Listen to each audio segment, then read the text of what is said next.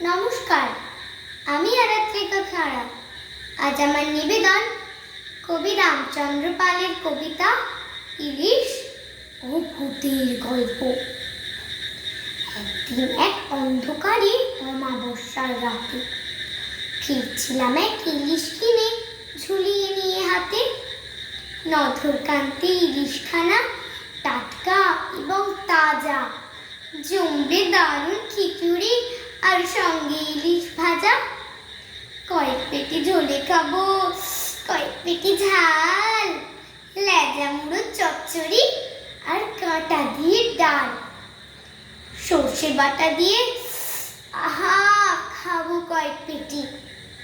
ভাবতে ভাবতে ইলিশ নিয়ে বাড়ির দিকে হাঁটি।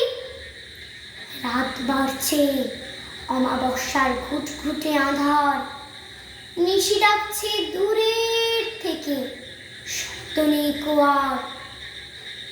হঠাৎ শুনি অন্ধকারে না কিশোরের কান্না, আমা আমা ইলিশ খাবো, শুটকি মাছ ভাল না।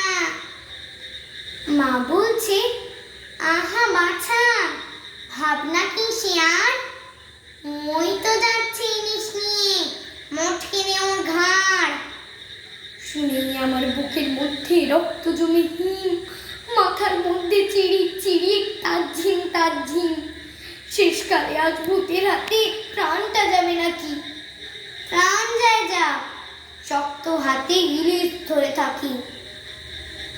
হঠাৎ দেখি ইলিশ মাছে একটু একটু টান, সারা শরীর শিউরে ওঠে, রাম রাম রাম রাম টানছে এবং শুনতে পাচ্ছি কচি ভূতের কথা। তুই খা না এই প্যাখনা দুটো, আমি খাচ্ছি মাথা। তুই নে না এই পেটের দিকটা, আমাকে দে ডিম। ইলিশটা কি দারুণ, যেন কুলফি আইসক্রিম। রাম রাম রাম বলতে বলতে হঠাৎ নয় ছোটা, সারা শরীর দিয়ে আমার ঝরছে ঘামের ফোঁটা। আজকে নিয়ে প্রাণটা বাড়ি ফিরলে কোনো মতে, আর কোনোদিন আসবো না এই শেওড়া বনের পথে।